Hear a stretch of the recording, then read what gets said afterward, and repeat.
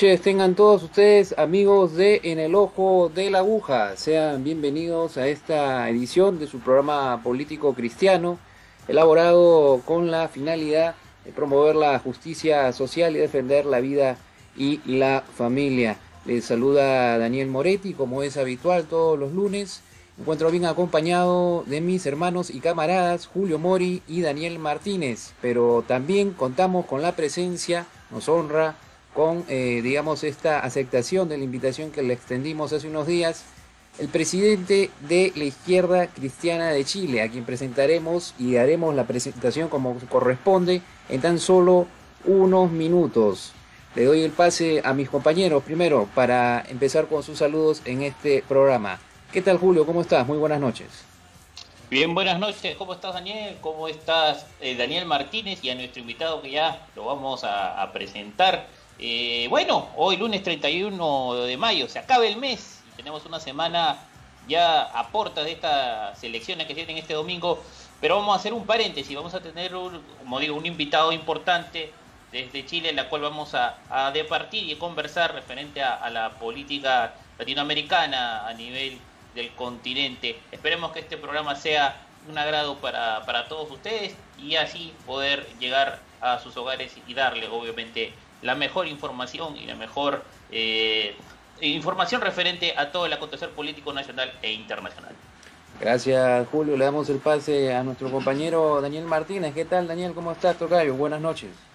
Buenas noches, tocayo. Buenas noches a toda nuestra audiencia. Buenas noches, Julio. Y a nuestro invitado también, que en unos momentos lo vas a presentar. Esperamos a sacar, como siempre, todos los lunes en las noches políticas, poder sacar nuestras mejores conclusiones.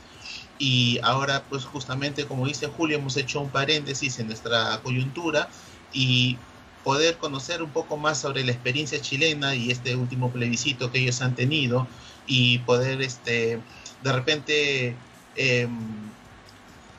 viendo un poco hacia el futuro lo que puede pasar en nuestro país también, ya que en nuestro país, el país del sur, nuestro vecino, es un gran referente para todos los peruanos en el tema económico y en el tema político también. Adelante, tocayo. Muchas gracias, Julio, Daniel. A continuación vamos a presentar a nuestro invitado del día de hoy. Ya habíamos adelantado que es el presidente de la Izquierda Cristiana de Chile, pero cuenta con una gran trayectoria académica, por supuesto. Él es doctor en Derecho de la Universidad de Valparaíso, magíster en Derecho con mención en Derecho Público de la Universidad de Valparaíso, magíster en Filosofía con mención en Pensamiento Contemporáneo de la Universidad de Valparaíso, diplomado en Derechos Humanos en el Instituto Interamericano de Derechos Humanos de San José de Costa Rica, diplomado en el Nuevo Proceso Penal en la Universidad Arcis, licenciado en Ciencias Jurídicas de la Universidad Bolivariana de Chile, abogado en el ejercicio libre de la profesión con especialidad en Derecho Público, Derecho Indígena y Derechos Humanos, abogado patrocinante en causas de derechos humanos, con una vasta experiencia docente en universidades y formaciones abiertas sobre los temas de derechos humanos, justicia y paz, poblaciones vulnerables y no violencia activa, pero sobre todo rescatamos también su carácter humano, como podemos entender a través de su biografía, su historia personal, hijo de Alberto y Mercedes, sastre y modista, nacido en Valparaíso, con lo que podemos ya iniciar esta entrevista presentando a nada más y nada menos que a Fernando Astudillo. Muchas gracias, Fernando, por corresponder esta invitación. Buenas noches.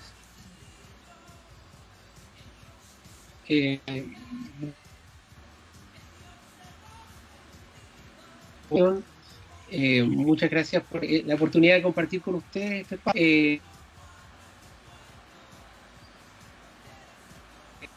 Tengamos una buena conexión para poder escucharnos bien. En todo caso, hay varios temas que resultan de suma importancia, diría yo, para los procesos latinoamericanos de conversar sobre la base de lo que ha estado pasando en Chile en este último periodo y de lo cual se pueden extraer distintas experiencias que con todo agrado voy a estar en disposición de conversar con ustedes. Muchas gracias, Fernando. Antes de empezar con las preguntas, les recordamos a toda nuestra audiencia en el Ojo de la Aguja el hashtag de la semana, el mensaje que recogemos de la palabra en esta última asamblea dominical del Señor. Hashtag es: somos instrumentos del poder liberador de Cristo. Somos instrumentos del poder liberador de Cristo. Y esto, hermano y hermana, usted lo puede profundizar en la palabra, la cita bíblica Mateo 28 del 16 al 20. Mateo 28 del 16 al 20. Ya lo sabe, somos instrumentos del poder liberador de Cristo. Un Cristo que tiene poder tanto en el cielo y en la tierra, y nosotros como instrumentos de Él para liberar a todos nuestros hermanos y por supuesto profundizar en lo que es ese amor al prójimo. Dicho esto, pasamos ya a la otra multipantalla para encontrarnos nuevamente con Fernando y iniciar lo que es esta agradable entrevista, este compartir que hemos preparado para el día de hoy. En primera instancia, para que nos pueda comentar un poco lo que es la gestación de una izquierda cristiana en Chile, ¿no? Hablamos de un cristianismo de izquierda cuando lamentablemente en varias sociedades de Latinoamérica se ve un quizá cristianismo algo apegado hacia sectores conservadores, reaccionarios, y es importante que también surja, que esté presente un cristianismo que recoja lo que es la doctrina social de la Iglesia, probablemente alguna que otra noción del Concilio Vaticano II, el Evangelio en sí, y por supuesto algo que hicieron grandes fundadores de la teología de liberación, apropiándose un poco también de lo que es la lectura que ha surgido durante los últimos años en nuestra Latinoamérica. Te traslado la pregunta, Fernando, para iniciar con la entrevista. Explícanos un poco cómo se da esta gestación de la izquierda cristiana en Chile, por favor. ¿Cómo no? Mire, voy a recoger lo que usted, la invitación que nos hizo a tomar de la palabra del Evangelio. Somos instrumentos del poder liberador de Cristo. Yo diría que la convicción profunda de quienes forman la izquierda cristiana tiene que ver con la conjunción perfecta entre fe y política. Es decir, la izquierda cristiana de Chile no es un partido confesional.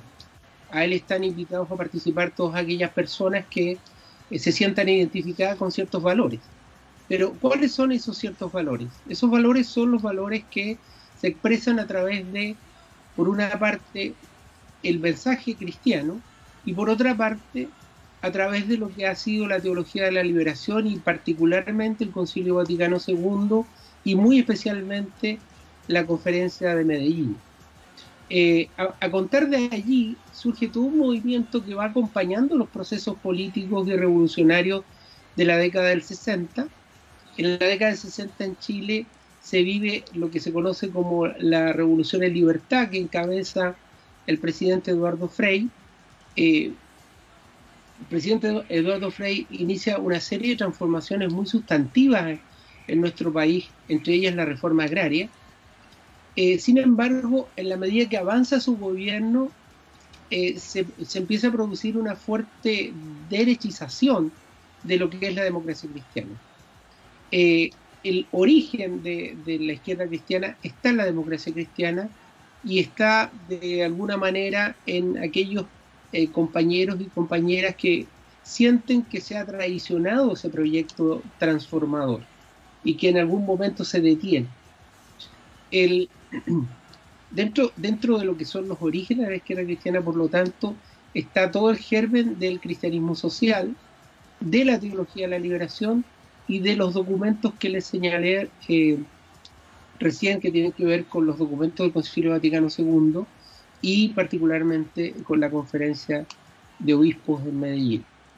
De allí surge esta organización en un momento histórico muy especial para Chile, cuando el presidente Allende había obtenido el poder político, el ejecutivo, a través de elecciones. Y el año 1971, en octubre, este año la izquierda cristiana cumple 50 años. Uno de nuestros líderes, que es Bosco Parra, que aún vive, aun cuando está muy anciano, tiene 90 años, pero tiene plena lucidez y es un poco quien todavía nos va acompañando en los procesos de reflexión, toma la decisión junto con parlamentarios, hombres y mujeres, identificados con un cristianismo popular, con con un compromiso cristiano que se proyecta en la vida política, deciden dejar la democracia cristiana y fundan la izquierda cristiana en octubre de 1971. Posteriormente ingresan a la Unidad Popular, que era el conjunto de partidos que respaldaban al presidente Salvador Allende, y se inicia todo un proceso de inserción en la vida política, intentando confluir esto que es el cristianismo y el marxismo, ¿no? Recién conversábamos nosotros que nosotros no somos aquellos que creen que los comunistas se comen a los niños, ¿no? No, eso es parte de una historia de la cual nosotros no hemos vivido. Nosotros hemos tenido una relación con el Partido Comunista particularmente, donde ellos han dado muestra de un gran compromiso con la democracia, un gran compromiso con los derechos humanos, y que por tanto está muy lejos de los estereotipos que construye la derecha para asustar sobre todo a ciertos sectores de la sociedad, particularmente los sectores medios. Entonces es una historia larga, ¿no? Pero una síntesis de los orígenes está ahí, de lo que fue en su comienzo la izquierda cristiana y lo que ha seguido siendo. En octubre del año 1971 se realiza un encuentro donde se definen lo que son los 19 puntos o son los 19 principios que van a dar guía a lo que es la izquierda cristiana hasta el día de hoy. Correcto, Fernando. Me parece que es quizás un modo de empezar esta entrevista algo un poco más claro, ¿no? No solamente para los hermanos chilenos que seguramente están algo más familiarizados con la agrupación, sino también para todos nosotros los peruanos, que de repente es algo novedoso poder saber de una opción cristiana de izquierda, ¿no? Y partir también del lado histórico. Dejo con el uso de la palabra a mi compañero Julio para que también pueda ir transmitiéndole sus inquietudes. Gracias, Daniel. Sí, bueno, acá en nuestro país hay un partido que se llama Partido Popular Cristiano, ¿no? Que no tiene nada de cristiano y que últimamente se alió a apoyar a la candidata de la corrupción, en este caso a Keiko Fujimori. Es todo lo contrario a lo que usted nos acaba de decir, ¿no? El concepto de la izquierda cristiana. Y otra cosa que también puedo rescatar de usted, más que todo, que he podido un poco investigar, referente de que usted apoya los derechos humanos de los pueblos originarios, y más aún que en este momento que están con el tema del plebiscito en Chile, se le va a dar pues no sé si el reconocimiento, usted me podrá corregir, el reconocimiento, la inclusión, el derecho a más voz y voto de los mapuches, ¿no? Y más aún, sobre todo, saber que por el lado cristiano no estigmatizamos a los pueblos originarios, como se ha visto en este caso en Bolivia, ¿no? Cuando hubo el golpe contra Evo Morales, que estigmatizaron y faltaron al respeto a la huifala y a los pueblos originarios, y poniendo este país es cristiano, pero realmente no respetan los derechos. No sé si usted nos podría ilustrar con ese tema. Claro que sí. Mire, un dato que es parte de nuestra historia, de nuestros orígenes. El año 1972, el secretario general de nuestro partido, Bosco Parra, en la calle San Diego, que es una calle principal de Santiago de Chile, ahí hay unos teatros, hace un encuentro con los pueblos originarios. Y la izquierda cristiana hace un compromiso con los pueblos originarios en 1972, de modo de establecer una alianza para la búsqueda de la lucha por el reconocimiento constitucional de los pueblos, por el reconocimiento de la autonomía, del derecho propio de los pueblos, y por defensa o en defensa de sus reivindicaciones territoriales. Eso sucede en 1972. En ese sentido, la izquierda cristiana ha sido un partido que ha tenido un compromiso sistemático con los pueblos originarios, particularmente con el pueblo mapuche, pero no solo con el pueblo mapuche. El primer documental que se hizo sobre el pueblo Rapanui, por ejemplo, lo hizo una destacadísima militante de la izquierda cristiana. Y ha habido distintas manifestaciones en esa misma dirección. Por lo tanto, dentro del proceso constituyente nosotros creemos que una de las cuestiones que vamos a lograr en una nueva constitución para Chile es el reconocimiento constitucional de los pueblos indígenas por una parte, y por otra creemos que se puede lograr perfectamente el reconocimiento de su gobernanza, de su autonomía y de su derecho propio dentro de lo que es el Estado de Chile. Nosotros respaldamos esas reivindicaciones y hemos estado trabajando y acompañando los procesos de los pueblos originarios en esta línea. Así que es un tema que es muy actual hoy y que está en concordancia además con lo que son los tratados de derechos humanos que ha firmado nuestro Estado y en los cuales nos obliga internacionalmente a cumplirlo. El convenio 169 obliga al Estado de Chile a hacer una serie de cuestiones en relación a los pueblos originarios que hasta hoy no hace.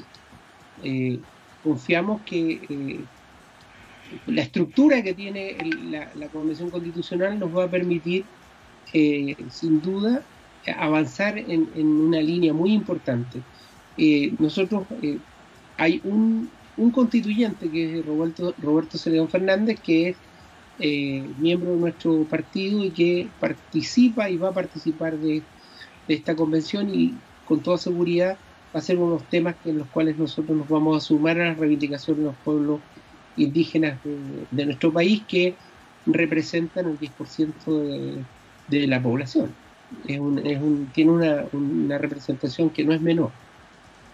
Correcto, Fernando. Saber también de que durante esa época nefasta, ¿no?, de la dictadura del genocida Pinochet, y posteriormente con la serie de gobiernos que continuaron bajo esa carta magna, que en realidad no defendía los derechos humanos de nadie, sino que continuaba con también un modelo económico perverso, enriqueciendo a unas mayorías en detrimento de las minorías, desde varios países, y no somos ajenos. Nosotros, algunas personas veían a Chile como el milagro, ¿no?, el milagro de Latinoamérica, con una línea neoliberal que había que seguir.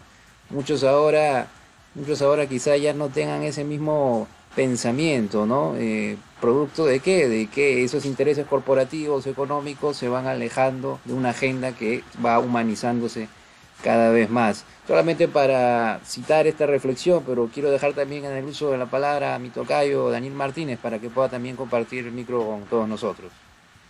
Sí, gracias, Daniel. Bueno, sí, Fernando, justamente todo esto, lo inicialmente que nos indicaste, ¿no? Y luego esto último, muy interesante, cómo se formó, cómo se gestó la izquierda cristiana allí en Chile, ¿no? Nos dices de que recoges el social cristianismo, ¿no? O sea, que nace de la democracia cristiana chilena, ¿no? Y que se divide o sale una facción, ¿no? Que considera, pues, ¿no?, de que la democracia cristiana ya no está representando al social cristianismo que inicialmente pregonaba, ¿no? Justamente mi pregunta, o en todo caso, ¿no?, la conversación quería ligarlo un poco para ese lado, ¿no? Porque el social cristianismo, pues, sale como un movimiento, ¿no?, con la Rerum Novarum, de alguna manera como para, o sea, se contrapone al capitalismo, pero también de alguna manera nace para frenar el comunismo o el marxismo, ¿no?, para tomando quizás una posición más de centro, ¿no? Entonces, tú citabas, Fernando, pues, de que la izquierda cristiana recoge parte del marxismo a la concepción cristiana, y la pregunta justamente va: ¿cómo se concatena esto doctrinariamente, el marxismo con el social cristianismo, si de repente en algún momento o inicialmente salió como una posición más de centro que una posición de izquierda, ¿no?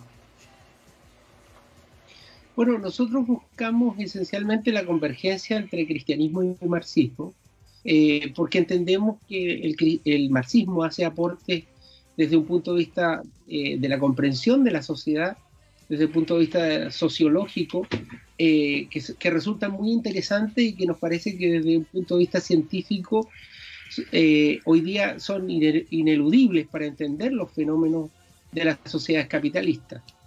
Pero sin embargo nuestro partido no se define como un partido marxista. En los fundamentos ideológicos hay claramente una definición de no definirse como marxista, porque entendemos que el marxismo es una filosofía que apunta a fenómenos más globales, dentro de los cuales incorpora el materialismo, y nosotros creemos creemos en la espiritualidad, digamos. Hay otra dimensión en la cual nosotros creemos. Pero esta diferencia no nos hace alejarnos del marxismo, nos hace acercarnos al marxismo y nos hace entender de que juntos hay que hacer un camino en pos de construir efectivamente un mundo más humano. Y no solo un mundo más humano, sino que un mundo que sea hoy día vivible. El capitalismo lo que ha hecho es destruir nuestras formas de relación societal, destruir con principios básicos de lo que es el principio o el sentido gregario de las personas, y desde ese punto de vista ha apuntado a un individualismo extremo que pone la centralidad evidentemente solo en el tener y no en el ser. Nosotros pensamos de que hay una dimensión en la cual nos encontramos con el marxismo, con aquellas personas que se identifican con esa doctrina, porque en definitiva en la práctica concreta apuntamos a poner la centralidad en cosas distintas al solo tener. Por eso mismo también nuestras definiciones, y un poco recogiendo el planteamiento de la pregunta anterior, que hablaba de los pueblos indígenas, es que nosotros en nuestro segundo y tercer congreso ideológico incorporamos el buen vivir, el summa causai, o el jumemongue del pueblo mapuche, o el summa camaña de los pueblos aymara, como un elemento fundamental de los principios ideológicos de la izquierda cristiana.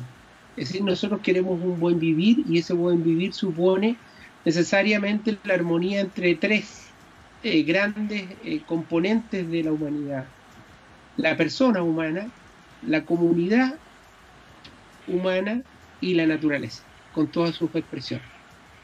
Y en eso entendemos que nos encontramos con aquellas personas, grupos que se identifican con lo que llamamos izquierda, ¿no? Y no lo encontramos con aquellas personas que identifican con lo que llamamos derecha, que representa efectivamente un modelo de construcción, si es que se puede llamar construcción, de una sociedad que se centra esencialmente en el individuo y en el tener, y se olvida del ser. Correcto, Fernando. Para ir también armando un complemento, ¿no? Como hemos dicho, este programa no solo se está viendo aquí en Perú, sino también allá en Chile y a nivel general, ¿no? En todas las partes del mundo, pero dado el público que está atendiendo con bastante atención este programa, decimos eso, ¿no? Aquí en nuestro país, Julio ya había citado una organización política que se llama el Partido Popular Cristiano, PPC, pero esto también es una escinsión de lo que era el Partido Demócrata Cristiano a nivel macro. El Partido Demócrata Cristiano, que en su momento parecía ser un partido de centro izquierda, ¿no? Que apoyó en su momento las reformas sociales del general Velasco Alvarado, ¿no? Un recordado expresidente de nuestro país, que si bien es cierto entró al poder a través de un golpe de Estado, formalizó bastantes reformas en beneficio de los más desposeídos de nuestra patria. Y hoy en día aparentemente tanto el Partido Demócrata Cristiano como el Partido Popular Cristiano no se reconocen ni siquiera de centro izquierda. Por eso la necesidad de hablar de un cristianismo de izquierda. Y a partir también de lo último que has comentado, yo he podido notar de que se afirma esta izquierda cristiana de Chile como digamos una propulsora de una sociedad personalista y comunitaria, que hay una gran diferencia entre lo que es el individualismo y el personalismo. Fernando, no sé si de repente podríamos ahondar en eso. Claro, me parece esencial, digamos, porque evidentemente nosotros nos definimos por el comunitarismo y el personalismo de Mounier, ¿no? En el sentido de que, claro, la centralidad está en la persona humana, en el centro es la persona humana, pero no solo la persona humana. La visión antropocéntrica nos parece que también puede llevar a graves desviaciones de lo que es una sociedad para todos. Y en ese sentido, nosotros, ¿cuál es nuestro esfuerzo fundamental? Nuestro esfuerzo fundamental está en generar o trabajar en la construcción de un hombre y una mujer nuevos. Y está dicho en nuestros fundamentos ideológicos así, que el objetivo de nuestra organización política es la construcción de un hombre y una mujer nuevos.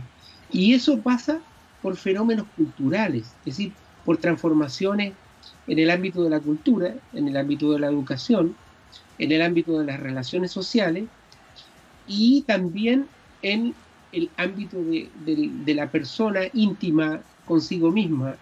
No es posible que nosotros queramos hacer la revolución si no somos capaces de, en nuestros espacios más íntimos, vivir revolucionariamente, revolucionar nuestra propia vida. Entonces, nosotros en esa línea creemos que tenemos que superar lo que llamamos el etiquetamiento, es decir, yo no soy por la etiqueta que me pongo en el pecho, soy esencialmente por la forma como vivo y cómo desarrollo en mi cotidianidad ese pensamiento, ese sueño de país y de sociedad. Y eso tiene que ver con una mirada personalista, pero no individualista, porque en el personalismo se reconoce el otro y se reconoce de que en definitiva yo como ser humano solo soy capaz de desarrollarme en comunión con otros. ¿Por qué? Porque hay cosas tan sencillas como si yo voy al supermercado, el supermercado no está para mí, está para cientos o miles de más. Y si me subo una micro, como decimos nosotros, al medio de transporte colectivo, esa micro no me lleva solo a mí, lleva a cientos más. Y si voy al cine a ver una película para descansar, divertirme, lo hago junto con otros. Si voy al colegio, voy con otros. Es decir, la concepción de un hombre gregario tiene que ver con esa concepción del zoon politikon. El hombre, la mujer, es un animal político y desde esa perspectiva la política lo que hace es regular y coordinar las relaciones humanas en comunidad, en sociedad. Ahora, el personalismo en el cual creemos es porque nosotros seguimos manteniendo la idea de la persona, pero es distinto a un antropocentrismo donde el hombre es el dueño y el amo y señor de la naturaleza, de las cosas. No, nosotros no creemos en esa mirada antropocéntrica, pero sí en esa mirada personalista, digamos, donde el hombre es capaz de reconocerse con otros y de descubrirse en otros y de crecer con otros.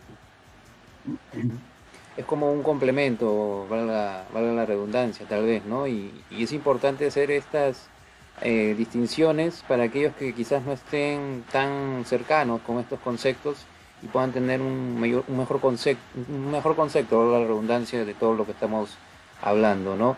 Dejo con el uso de la palabra nuevamente a mi compañero Julio para completar la segunda ronda. Sí, justo estuve viendo un video por parte de ustedes en el que lo invitaron a un conversatorio, ¿no? A Pueblo por un Chile digno. No me equivoco, fue en octubre del año pasado. Y una parte que me resultó muy, muy interesante, ¿no? Y que es bueno de rescatar, que usted hablaba de que el desarrollo no solamente es en material económico, lo estoy diciendo más o menos textualmente, no a la perfección como usted lo dijo, pero tengo entendido de que usted hablaba del desarrollo que no solamente es la obtención del dinero, de riquezas, de comodidades, sino que el desarrollo también se basa en el amor, en el crecimiento espiritual, en apoyar, bueno, a nuestros semejantes, es más lo que he podido interpretar. Y creo que es algo es importantísimo lo que usted dice, porque en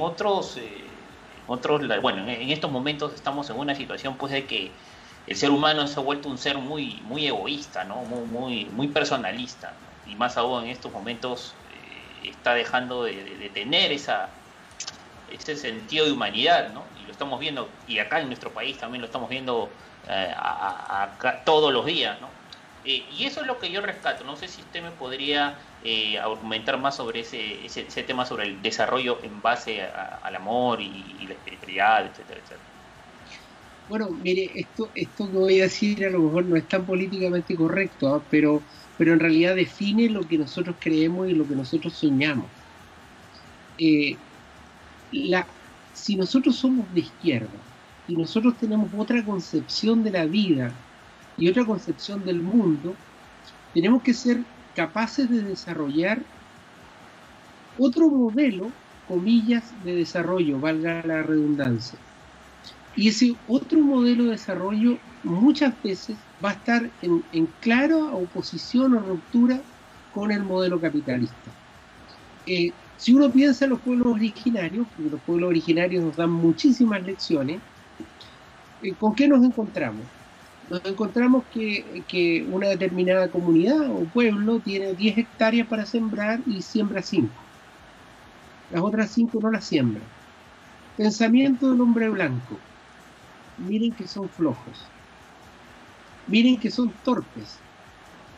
¿Cómo no siembran todo para producir más y ganar más? O cómo no siembran si tienen las manos para sembrar las 10 hectáreas y siembran solo 5. Pero en el pensamiento del pueblo originario hay una concepción de la riqueza distinta. Y esa concepción de la riqueza tiene que ver con la relación con la tierra, con la relación con la Pachamama, con la madre tierra. Y la tierra es un ser vivo que debe descansar. Por tanto, sembramos 5 hectáreas, hacemos descansar 5 hectáreas y luego de la cosecha iremos a sembrar las otras 5 hectáreas y haremos descansar las 5 hectáreas que ya trabajaron durante un año. Esa concepción, y por esto digo que probablemente sea políticamente incorrecto lo que voy a decir, nos hace probablemente más pobres dentro de la concepción capitalista, que la concepción capitalista es una concepción de acumulación. Sin embargo, si nosotros realmente queremos cambiar la sociedad y queremos cambiar el mundo, tenemos que sacarnos de la cabeza el chip capitalista, en que nosotros somos más y somos más felices y somos más ricos si tenemos más cosas. Uno en contacto con los pueblos originarios se da cuenta que ellos no permiten, y en Colombia está pasando, el Estado colombiano es responsable a la fecha de 1.185 crímenes de dirigentes sociales, dirigentes indígenas, dirigentes de derechos humanos, excombatientes de las FARC, que lo único que hacen es oponerse a que entren las compañías mineras o las compañías petroleras a explotar las tierras que pertenecen a las comunidades indígenas. ¿Por qué? Porque las comunidades indígenas visualizan que su riqueza está en la naturaleza, no en destruir la naturaleza. En la concepción capitalista, ¿qué hacemos? ¿No? Pongamos los pozos petroleros, y eso es sinónimo de plata, de recursos. Y efectivamente los recursos van a estar, pero vamos destruyendo y depredando nuestra tierra de un modo tan brutal que estamos sufriendo las consecuencias hoy día, que nuestros océanos están llenos de plástico, que ya nuestros peces no están libres de contaminación, que cada vez hay que salir a pescar más lejos, etcétera, etcétera, etcétera. Entonces, si nosotros pensamos que lo que nos marca es efectivamente el amor a nuestros seres humanos, el amor a ciertos principios, el amor a la tierra, a la madre tierra, tenemos que ser capaces de vivir y proponer otras formas, y existen otras formas de organización y de vida. Y en ese sentido, por ejemplo, nosotros pensamos que la economía a escala humana que propone Manfred Magniff, destacado economista chileno recientemente fallecido, es una respuesta que te permite hacer esta conjunción. Y hablar de amor en la política es un poco complejo, pero en definitiva, cuando uno quiere justicia efectiva, cuando uno quiere paz efectiva, uno en definitiva lo que quiere es construir una sociedad donde primen los valores como el amor. y en eso nosotros estamos y en eso creemos. Muchas gracias, Fernando, por esta reflexión. Yo creo que queda muy claro, ¿no? Lo que se transmite desde una postura de izquierda cristiana, no solamente por la etiqueta, como tú has dicho, de ser de izquierda, sino por todo lo que ello engloba, ¿no? Los principios, los valores, el deseo de justicia y hablar con coherencia. No solamente es el tema de pensar, decir, sino también hacer, que eso tiene que ser una conjunción muy buena para que haya pues ese, no solamente llegada hacia el pueblo, sino de que seamos parte de ese mismo pueblo y no seamos pues una cuestión jerarquizada, ¿no? Sino un trato horizontal. Creo que podría acompañarse, ¿no? Un poco también a lo que tú muy bien has mencionado. Daniel, Tocayo, de repente podríamos agregar algo para ir finalizando con este bloque de la conceptualización, ¿no? De lo que es el cristianismo de izquierda. Sí, claro que sí, Tocayo, gracias. No, justamente retomando un poquito, ¿no? Lo dicho por ti y por Julio, ¿no? El tema de, acá tenemos, por ejemplo, hemos tenido un tiempo atrás la democracia cristiana peruana y pues ahora pues está en vía de una inscripción para tener una vida política activa, ¿no? Es un partido de centro y como ya lo dijo Julio, ¿no? El PPC, que es el Partido Popular Cristiano, que es es un partido de derecha, ¿no? A lo mínimo de centro derecha, lamentablemente está apoyando pues a la candidata Fujimori, ¿no? A pesar de todo lo que ha representado en la vida política su organización política. Pero bueno, ya de repente un poco dejando un poco el tema de acá de Perú de lado, ¿no? Y entrando por el tema ya del partido de la izquierda cristiana de ahí en Chile, ¿no? O sea, como en este caso, por ejemplo, ¿cuál es de repente su visión en el caso de esta movilización, ¿no? Que hubo en el 2019, esta movilización en Chile, en las que hubo muertos también, ¿no? Que tuvo como punta de iceberg el reclamo sobre la alza de las tarifas de los pasajes y después hubo toda una serie de reclamos, ¿no? Y le pregunto esto porque siempre, como dijo mi compañero, pues acá siempre hemos visto el tema económico de Chile como una panacea económica, ¿no? Lo que siempre la derecha ha refregado en la cara a todos sus detractores acá en el Perú como un ejemplo a seguir, ¿no? Y de pronto pasó todo esto de las marchas, de las revueltas y pues ese castillo de naipes se derrumbó, ¿no? Finalmente, pues porque los que más o menos investigan y indagan un poco más, sabemos pues de que Chile tenía muchas brechas, o sea, brechas sociales muy profundas, ¿no? Tenía no millonarios, sino tiene supermillonarios, a diferencia de acá de Perú, ¿no? Que tenemos, o sea, hay brechas sociales tremendas, pero en Chile serán más acentuadas, ¿no? A pesar del que la derecha siempre hablaba pues del ejemplo a seguir, ¿no? Y de pronto pasó este fenómeno y que cambió todo, ¿no? Y ahora pues justamente ya se acaba de aprobar un plebiscito, ¿no? Entonces, un poco más o menos cómo se explicó eso, ¿no? Cómo se llegó hasta tal punto, porque sé que todo eso fue un clamor social, y no como la derecha siempre dice, ¿no? O sea, no movimientos castrochavistas, los vientos bolivarianos, etcétera, y una sarta de cosas de repente que no tienen mucho sentido, ¿no? Pero cómo fue la participación en este caso de la izquierda cristiana y cuál fue en todo caso cómo se manifestó de manera de repente eh, eh, ideológica y en sí la participación de su organización política dentro de esta movilización social. Mire, nosotros, en primer lugar, para romper con algunos mitos, ¿no? Lo primero es decir que la gran política económica de Chile consistió en el vil chorreo. Es decir, mientras más ganan los ricos, va de ese vaso o de ese tazón, va a caer algo para las clases medias, las clases más desposeídas. En Chile se instauró un sistema que lo que hace es enriquecer a los ricos, ¿sí? A costa del dinero de las personas de las clases medias y de las clases más bajas. Eso es patente y se visualiza en el famoso sistema de las AFP.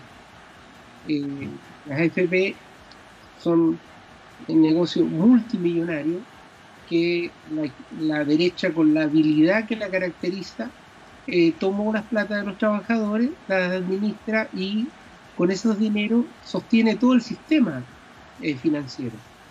Entonces, las plata de los trabajadores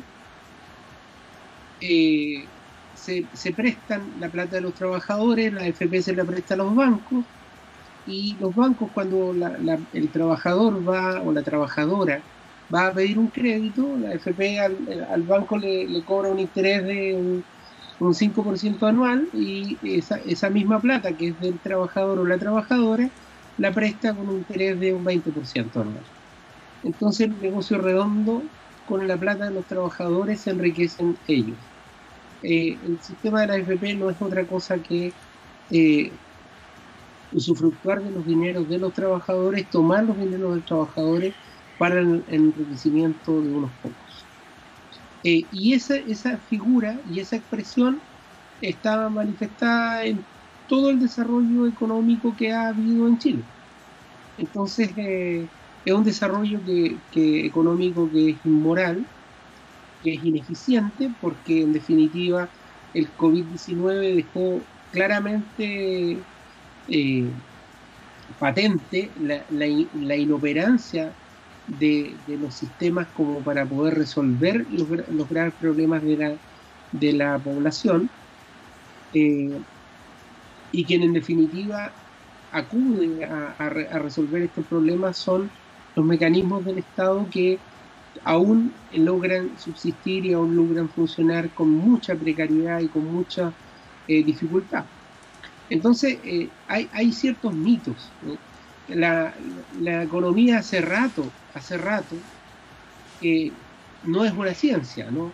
Y por tanto nos han intentado convencer de que la economía es una ciencia y que funciona de una manera determinada, y esa manera determinada es curiosamente la que favorece a cierto sector social. Y eso no es verdad. Eso no es verdad. Hay otras formas de hacer economía, y hay otras formas de organizar la economía de un país sin que quede ni el caos ni el país quede en la ruina. ¿Por qué? Porque el capitalismo tiene formas de protegerse y de organizarse políticamente para proteger sus intereses. Por eso no es fácil cuando surgen alternativas a los modelos capitalistas y los tratan de aplastar de las formas más horrorosas posibles. Pero no es cierto que haya habido un milagro. De ninguna manera ha habido ningún milagro.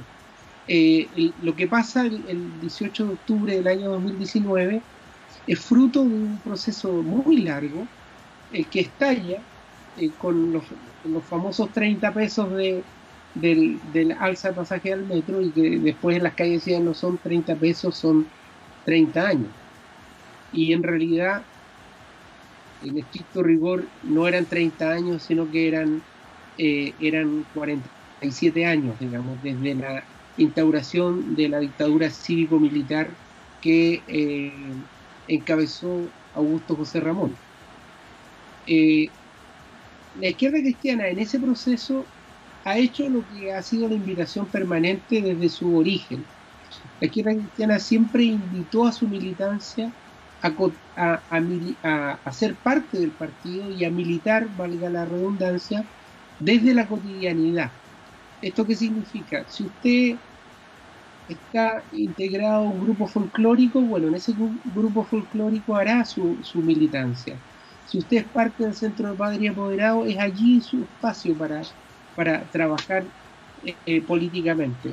Entonces, más que crear células específicas, que también hay una estructura y una organización que nosotros llamamos las Comunidades para el Socialismo, la CPS, que es nuestra estructura como básica, nosotros estamos inmersos en todo el quehacer de la vida de nuestra sociedad, y estamos en las más diversas expresiones, en el mundo del trabajo, en la fábrica, en las escuelas, etcétera, etcétera, etcétera. Y desde allí participamos activamente en estas manifestaciones, entendido que las manifestaciones fue una explosión de la sociedad y que no tuvo una organización de parte de los partidos. Simplemente los partidos de alguna manera se sumaron a estas iniciativas que eran locales, que eran barriales, que eran populares, que eran de distintos tipos de organizaciones propiamente sociales. Y eso fue lo que pasó. Y lo que se desencadenó ha traído, si bien fue complejo, fue muy difícil, porque el Estado lo que pretendió hacer fue militarizar, un poco lo que está haciendo Colombia hoy día, digamos. Y se cometieron muchos crímenes, muchas violaciones a los derechos humanos. Ustedes deben saber, digamos, la pérdida de ojos, ya, cuestión que no era, casi 500 personas perdieron los ojos en las manifestaciones, y eso tiene que ver con instrucciones específicas del alto mando de disparar a la cara. Es así de cruel, pero eso es. Ahora no tienen el valor, naturalmente, ni la hombría de reconocerlo, no tienen tampoco, no tienen la entereza moral para reconocerse como violadores de derechos humanos, se escudan en protocolos que evidentemente no están hechos para violar los derechos humanos. Teóricamente los protocolos están hechos para cumplir con la normativa del derecho internacional, pero nosotros como Izquierda Cristiana lo que hicimos fue sumarnos a estas manifestaciones y estar y participar de ellas, y luego se empezó a generar todos los procesos políticos que hasta hoy día estamos viviendo, con los resultados que ya son conocidos internacionalmente. Justamente a eso quisiera ir en esta intervención que voy a poner a anunciar, Fernando. ¿Cómo es que empieza a darse esta correlación de fuerzas con las otras agrupaciones que hoy en día están pues en una alianza, por llamarlo de alguna manera, tratando de tener esta presencia no solamente en la constituyente, sino en los distintos espacios de esta nueva sociedad, ¿no?, que se está gestando a partir de este proceso político que se está viviendo en Chile? Mire, nosotros,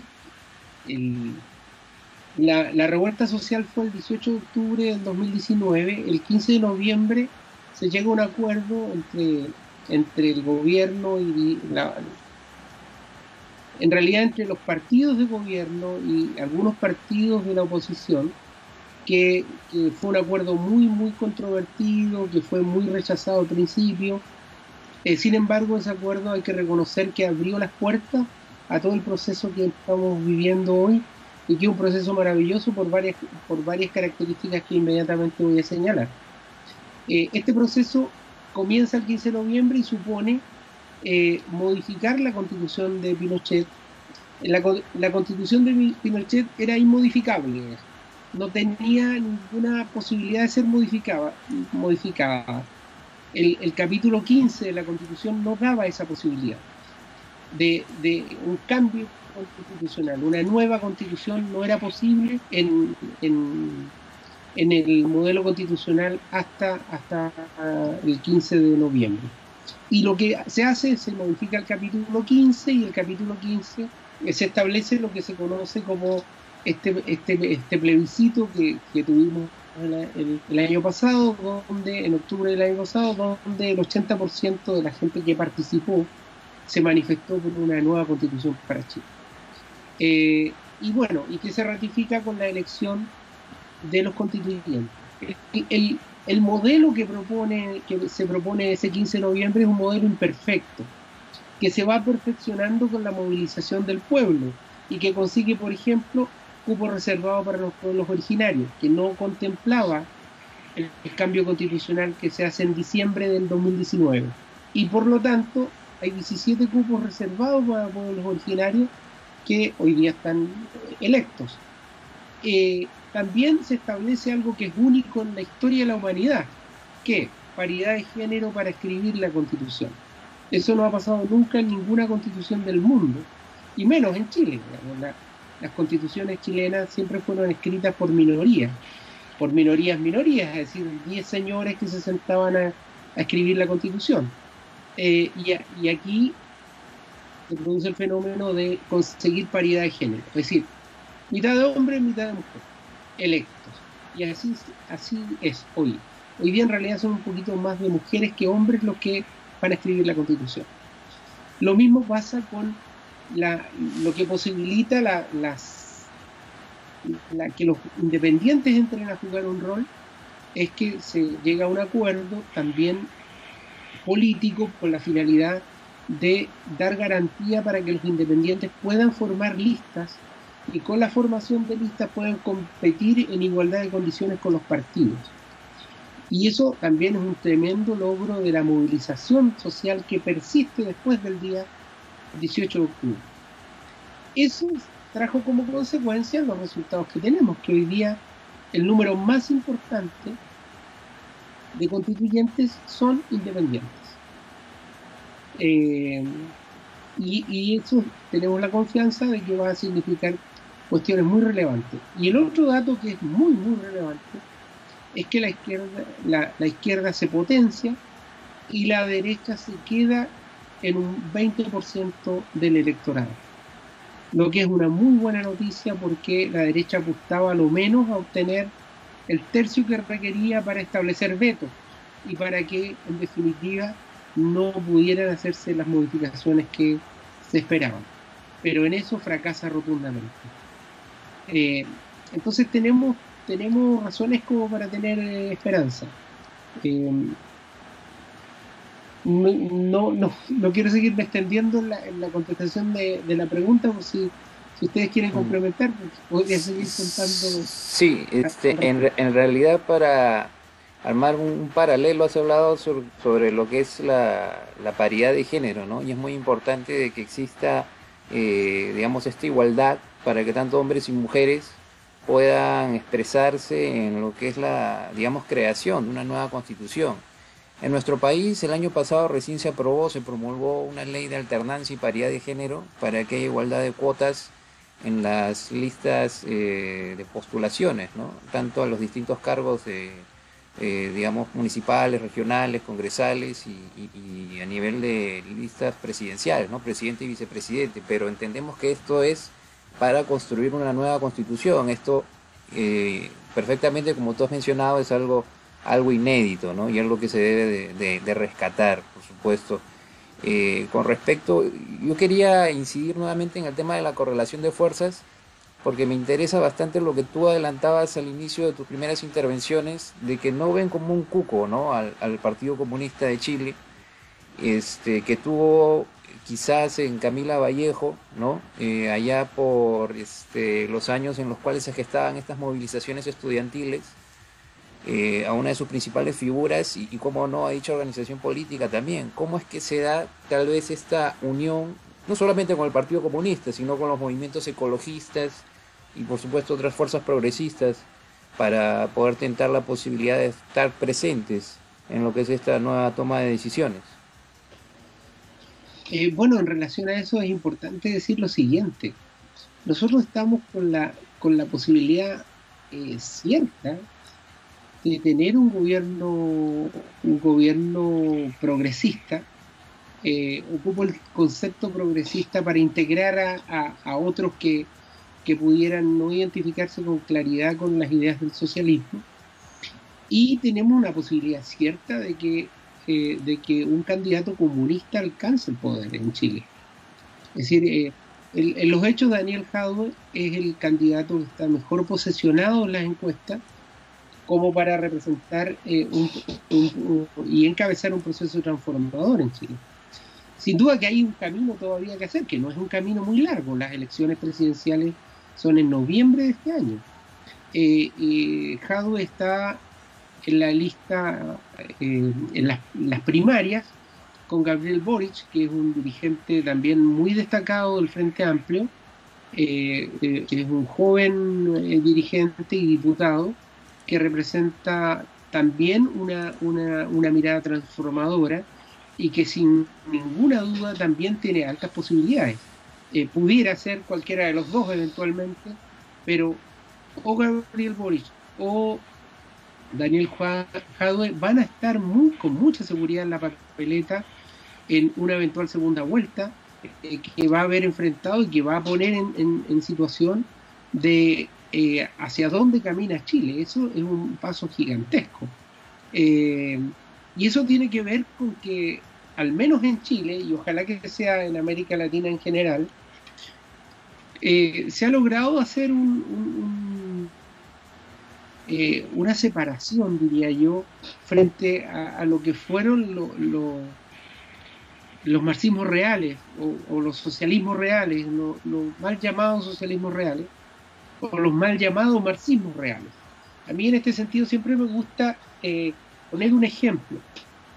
En la misma frase donde Marx dice que la religión es el opio del pueblo, en la misma oración en realidad, donde Marx dice que la religión es el opio del pueblo, dice luego, inmediatamente, que la religión es el suspiro de los oprimidos.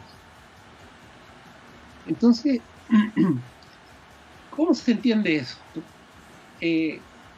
¿Cómo entiendes tú? Allí hay una mirada de esperanza, digamos. No hay una mirada opresora hay una mirada esperanzadora de la religión, como el suspiro de los oprimidos. Poca gente conoce ese texto, pero está al ladito, inmediatamente al lado. ¿Qué quiero decir con esto? Que en Chile hemos vivido un proceso donde particularmente el Partido Comunista y también el Partido Socialista, pero de alguna manera los socialismos han ido, comillas, adquiriendo un prestigio y una aceptación, digamos, dentro de lo que es la sociedad, producto de lo que han sido los socialismos europeos fundamentalmente. Pero el Partido Comunista en Chile ha tenido una actitud intachable en defensa de la democracia y en defensa de los derechos humanos. Nadie podría acusar al Partido Comunista de violar derechos humanos o de faltar a la democracia en Chile. Por lo tanto, que en sí podemos hacerle una acusación de esas características, de ser cómplices de la violación sistemática de derechos humanos, es sin ninguna duda a la derecha política, económica, cultural y militar. Por tanto, nos da la impresión de que el pueblo chileno despertó y está siendo capaz de enfrentarse con ideas y hacer un análisis un poco más profundo de las ofertas que recibe de todos los medios de comunicación que quieren determinar su pensamiento. Y en ese sentido también la izquierda cristiana ha postulado y ha planteado que la esencia de los procesos de transformación se juegan en lo que hemos llamado, recogiendo el pensamiento de Gramsci y de Fidel Castro, lo que hay que ganar es la batalla de las ideas. No importa tanto la batalla de los cañones. La batalla de los cañones no cambia nada. Lo que produce las transformaciones esenciales es ganar la batalla de las ideas. Y por eso nosotros nos jugamos la búsqueda de la transformación y la creación de un hombre nuevo. Y en las elecciones que tuvimos, que fueron las elecciones más importantes de los 200 años de nuestra República, en la elección más importante de los 200 años de nuestra República, la derecha perdió estrepitosamente y se atrincheró en un 20% del electorado. Ese es el dato claro, frío, duro, y que no es otra expresión del otro evento que tuvimos, que también fue una elección histórica, porque nunca en la historia de Chile se había dado esa posibilidad, que nuevamente el 20% de la derecha expresa que no quiere otra constitución y el 80% dice sí, queremos una nueva constitución para Chile. Esas son cuestiones que han influido sustantivamente, y sobre todo también ha influido sustantivamente el hecho de que los grupos de la sociedad civil se han organizado para manifestarse, se han organizado para expresarse y ahora se han organizado para alcanzar el poder político. Lo que nosotros, como agrupación política, nos parece muy bueno. No nos sentimos ni en una competencia con ellos, sino que más bien sentimos que estamos transitando un mismo camino y ese mismo camino nos lleva a un efectivo proceso de transformación de nuestro país, en el cual en las ideas fuerzas centrales nos encontramos con los grupos independientes, que claramente son grupos de izquierda y no de derecha, y por tanto eso nos da una expectativa de que las cosas pueden cambiar. Sí, nosotros queremos... Sí, dígame. Sí, perdón que te interrumpa, solamente para ir también compartiendo, ¿no? Intercambiando opiniones de lo que has mencionado y también ir pasando también con las intervenciones de mis otros compañeros.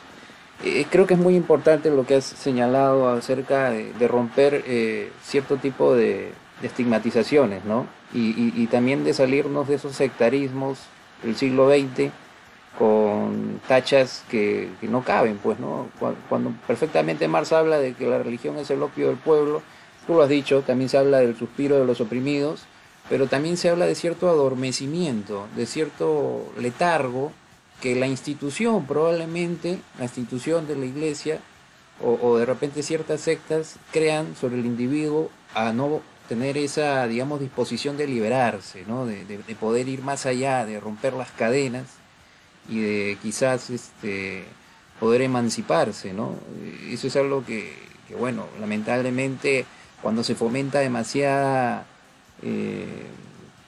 pacificación, que no se malinterprete, ¿no? Una pacificación llevada a lo absurdo, ¿no? De que uno no tenga, digamos, la necesidad de poder protestar es quizá ya lo rechazable. Y creo que por ese lado mi interpretación podría ir también cuando hablaban del opio, ¿no?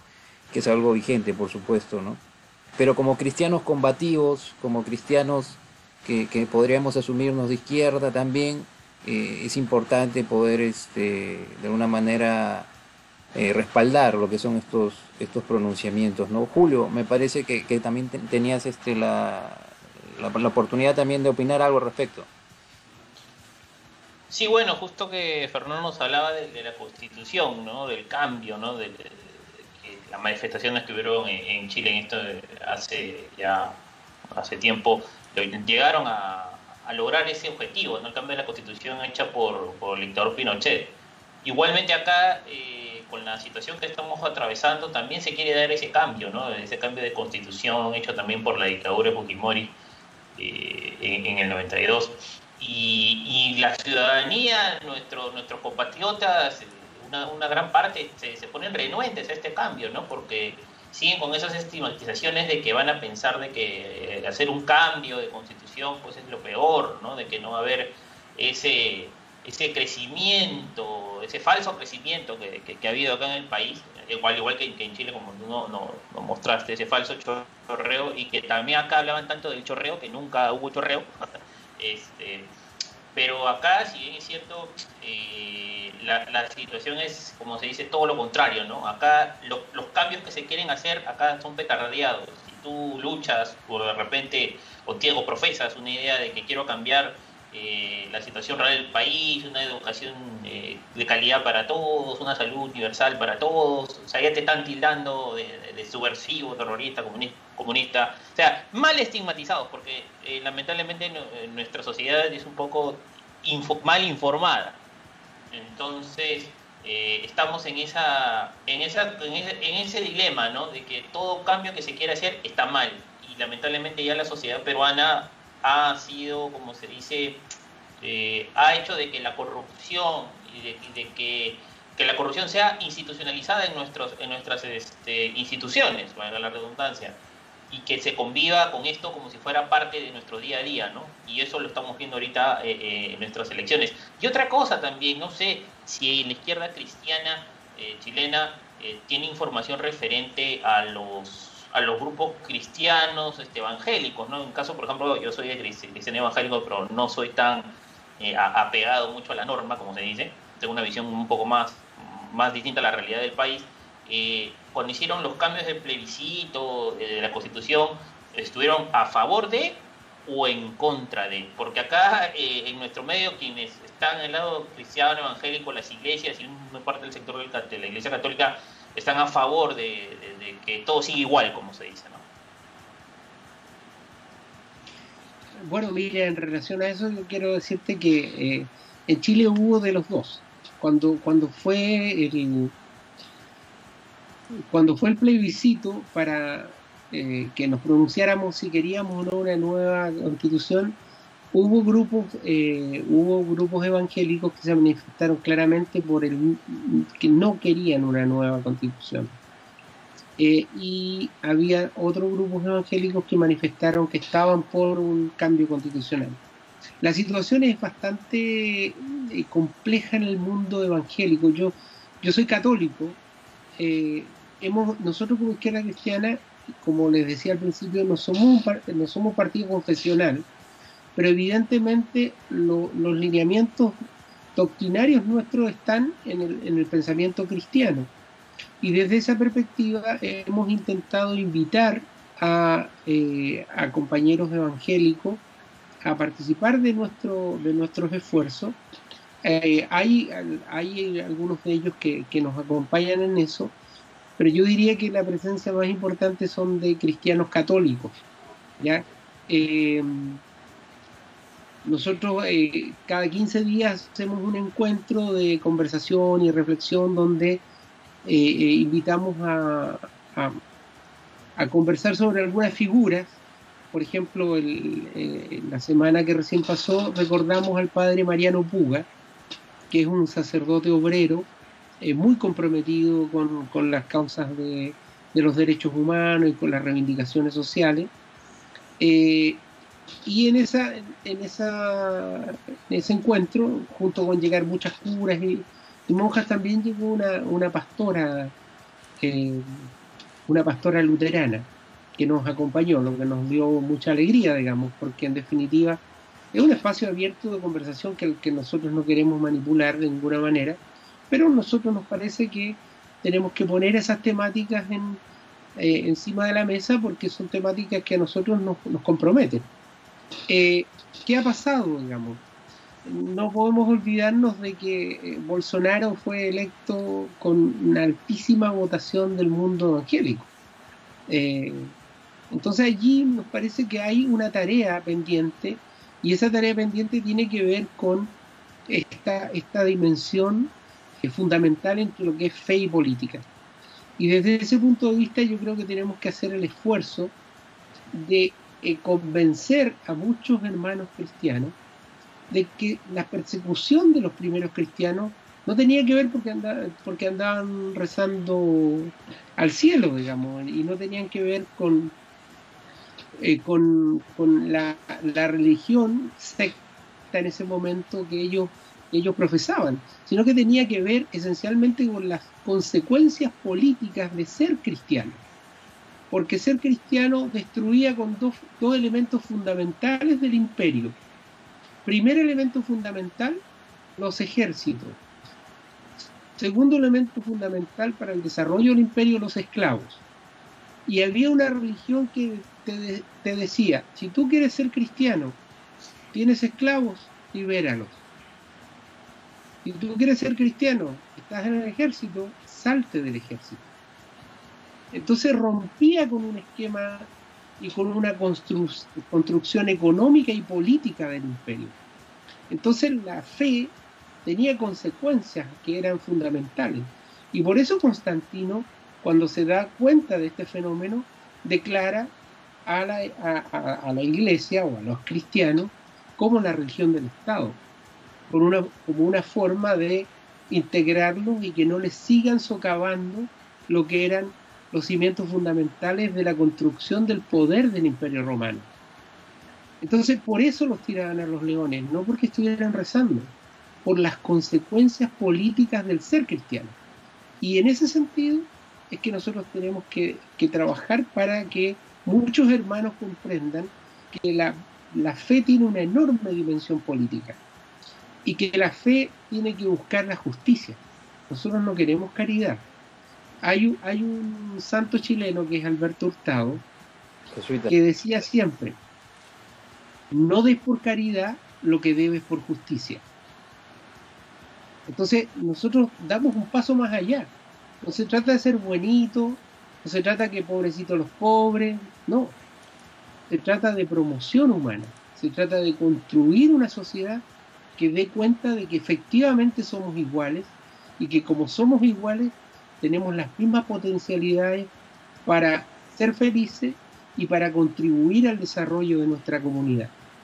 Y ese es el gran desafío, y eso se expresa en desafíos políticos como fue el tema constituyente para Chile y como es para ustedes las elecciones del próximo domingo entre Keiko Fujimori y Pedro Castillo. Entonces allí hay otras cosas que están en juego y desde la perspectiva de los cristianos y desde la perspectiva de la teología de la liberación tenemos que hacer el esfuerzo de ver, juzgar y actuar. Esa triple dimensión y ese ver, juzgar y actuar desde la fe, pero entendiendo que la fe tiene esa dimensión inexorablemente política, como es el ejemplo que puse de los primeros cristianos. Creo que es un ejemplo en realidad, Fernando, porque si vemos al Cristo histórico tiene mucho que enseñarnos también, más allá de los institucionalismos, ¿no? Y del tema de Constantino, ¿no? Las bulas papales, por ejemplo, que fue pues esto de pagar para ganarse un lugar en el cielo, ¿no? Motivo del cual se desprende el protestantismo. Yo creo que sería algo respaldable todos nosotros, ¿no? Pero tampoco ignorar de que podría haber una reforma interna, ¿no? Como también intentaron hacer en su momento Ignacio de Loyola, Francisco de Asís, ¿no? Estamos recordando referentes que van de un lado netamente cristiano, por así decirlo, ¿no? Y no de quizás desviacionismos como lo pueden haber en José María Escrivá, ¿no? Los mismos legionarios de Cristo, que tienen una historia muy, muy oscura, ¿no? En Chile, y entre otras congregaciones que le han hecho mucho daño a la iglesia y a nuestra sociedad. Tocayo, para poder ir culminando con esta ronda, tu intervención, por favor. Sí, claro que sí, gracias, Tocayo. Sí, pues en realidad, pues, muchas cosas se olvidan, ¿no? Muchas de las enseñanzas de nuestro Señor Jesucristo se han quedado, se olvidan, y muchas, así como dice Daniel, ¿no? Mi tocayo, se ha institucionalizado la iglesia, y dentro de la iglesia también hay facciones, y esas facciones más se identifican, o muchas facciones están más obligadas o comulgan muy bien con el poder, ¿no? El ejemplo que has dado Fernando es clarísimo, ¿no? El cristianismo en esa época, en la época romana, pues Jesucristo era un revolucionario, ¿no? La idea cristiana fue una amenaza, no porque se ponían a rezar, como tú bien dices, sino porque se oponían a algo que estaba ya establecido en el Imperio Romano, ¿no? Y luego, pues, ya con la llegada de Constantino, con el Concilio de Nicea, ya se trata de justamente, pues, integrar a la iglesia, ¿no? O al cristianismo como parte del poder, pues, ¿no? Y que de repente creo que ahí viene el punto de quiebre en lo que realmente significa el cristianismo, como las enseñanzas de Cristo, y lo de la iglesia, ¿no? Con sus diferencias, obviamente, como ha dicho mi tocayo, ¿no? De las facciones dentro de la misma iglesia, pero siempre hay un conservadurismo religioso fuerte, ¿no? Y acá también en Perú también existe eso, ¿no? No solamente las iglesias evangélicas, sino dentro de la iglesia católica también hay un conservadurismo que no quiere que cambie nada, ¿no? Muchos de ellos apoyan, pues, justamente a la candidata Fujimori, etcétera, ¿no? Entonces ahí siempre hay un punto de quiebre, ¿no? O sea, todo lo que, si tú eres eres religioso, eres católico, necesariamente tiene que ser anticomunista, antiizquierdista, y etcétera, ¿no? Y un montón de temas más, ¿no? Y también me quedo con lo que tú justamente, Fernando, rescatabas sobre el tema de la política del chorreo, que acá también se da, ¿no? Y las AFP aquí también están justamente por esta pandemia y por las políticas que se han dado acá en el país están un poco quebradas, ¿no? Y el miedo, o sea, la intención es justamente unificarlas, ¿no? Ahí hay un proyecto de ley, ¿no? Porque al igual que en Chile, acá las AFP pues también han pecado de usureras, ¿no?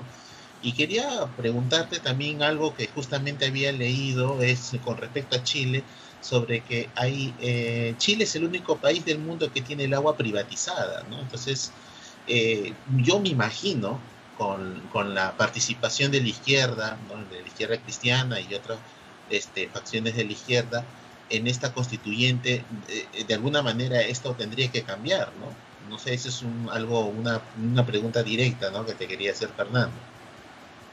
Mira, efectivamente, de todas maneras, sin ninguna duda, una de las cuestiones que resulta esencial y que debe terminarse son con las concesiones de agua, porque la Constitución espuria de Augusto José Ramón lo que hace es salva jurídicamente el hecho de que las aguas, las minas, los hidrocarburos, etcétera, etcétera, pertenecen al Estado de Chile. Por tanto, son de propiedad de todos los chilenos. Pero paralelamente, la misma Constitución crea las concesiones. Y a las concesiones les da un valor, el mismo valor y la misma protección de la propiedad. Entonces, al establecerse las concesiones, los concesionarios se hacen dueños virtualmente de estos bienes. Y aquí nuestra posición es clarísima. Hay que terminar con todo este tipo de concesiones y particularmente con las concesiones de agua y con las concesiones mineras. Y hay que terminar con el Código de Aguas, donde se establecen en definitiva esta posibilidad de que las aguas un día se convierten en un negocio de ciertos y determinados, como siempre, grupos que se van enriqueciendo por el manejo que hacen de los afluentes de agua y ríos. Uno de los desafíos fundamentales es naturalmente terminar con esas políticas y terminar definitivamente con las concesiones de agua. La forma como esto se va a hacer o cómo se podrá hacer tendrán que señalarlo probablemente técnicos, pero la decisión política debe ser terminar con el sistema de concesión de agua. Y esa es la posición de la izquierda cristiana, y en ese sentido es que nuestro constituyente va a trabajar junto con todos aquellos compañeros y compañeras que no nos cabe ninguna duda que van a estar en la misma línea. Es decir, no nos cabe duda que el 20% de los constituyentes van a querer mantener el esquema que hay, pero el 80% restante lo va a querer cambiar, y tenemos los votos necesarios como para que eso suceda. Y disculpa, ¿cuántos escaños tienen la izquierda cristiana dentro de la constituyente? Nosotros tenemos un constituyente que es Roberto Celedón Fernández. Un solo representante, nada. Ahora, uno que pareciera verse poco, pero les cuento que la democracia cristiana, por ejemplo, tiene también un constituyente. Entonces, la principal son 155 escaños, de los cuales hay 17, dentro de esos 155 hay 17 escaños reservados, y dentro de los demás escaños, digamos, la derecha llega solamente al 20%. Todo lo demás está en la centroizquierda o definitivamente en la izquierda. La centroizquierda tiene 25 escaños, el pacto donde nosotros participamos tiene 28 escaños, y los otros son escaños de independientes. Por mucho que de repente para algunos les pueda sonar a poco, yo creo que es un paso muy importante, ¿no? Y se dan estos, digamos, caminos que son muy difíciles para poder gestar una nueva constitución, y hay que reconocer, creo que la hermandad entre todas las agrupaciones que desean este cambio a partir de los puntos en común. Por supuesto que desde una posición de izquierda cristiana se querrá de que haya la máxima representación, pero se entiende de que es un esfuerzo de todos, me imagino, y es agradable conocer de que exista pues en el compañero Celendón esta posibilidad, ¿no? de poder llevar la voz de la izquierda cristiana chilena. Fernando, para ir cerrando, porque ya estamos llegando a la hora y media de programa, yo te escuché mencionar acerca de lo que el socialismo chileno, el Partido Socialista chileno, que de repente, a mi criterio, no sé, tú podrás corregirme, está perdiendo quizás una mística allendista y se está volviendo algo más socialdemócrata, en mi opinión, de repente tú me podrás corregir, llega a tener, por ejemplo, en el caso de Bachelet, ¿no? Como responsable de cerciorarse de que se estén cumpliendo a cabalidad los derechos humanos en Venezuela, ¿no? Quizás unas transformaciones en cuanto a lo que es el respaldo geopolítico. Y mi pregunta va por el lado de lo que también habíamos anunciado para esta entrevista, ¿no? El progresismo en Latinoamérica. ¿Cómo se asume la izquierda cristiana de Chile? ¿Qué apoyos da a nivel de la región a las distintas, no solo organizaciones, sino gobiernos que puedan haber afines? Bueno, mira, en ese sentido, nosotros, respecto a la primera mención que haces tú del Partido Socialista, yo creo que el Partido Socialista desde hace un rato largo en Chile está muy disociado. Las bases socialistas están en un lado y las dirigencias socialistas están en otro. La dirigencia socialista desde hace un tiempo bastante largo, que con mayor o con menor intensidad se ha definido como un verdadero partido socialdemócrata. Sin embargo, las bases socialistas, por la experiencia que nosotros tenemos, por los distintos encuentros que hemos tenido con ellos, estamos claros que se definen en el ideario allendista. Hay que decir que el ideario allendista es un ideario que cruza a toda la izquierda chilena, ¿no?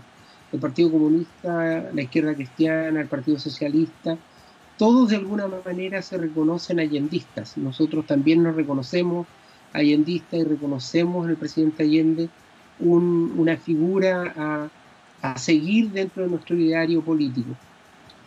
Aún él siendo ateo, no sé si era ateo o agnóstico, digamos, pero no era creyente, Jesús de Nazaret. Respecto a la segunda pregunta, yo quiero decirte que nosotros hemos hecho una definición, y la definición que hemos hecho es bastante clara. Nosotros vamos a estar en la vereda al frente de donde esté Estados Unidos de Norteamérica, o también conocido como el país sin nombre, porque Estados Unidos de Norteamérica lo que lo define es ser violador de derechos humanos por antonomasia. El principal violador de derechos humanos en el mundo se llama Estados Unidos de Norteamérica, y los ejemplos son múltiples.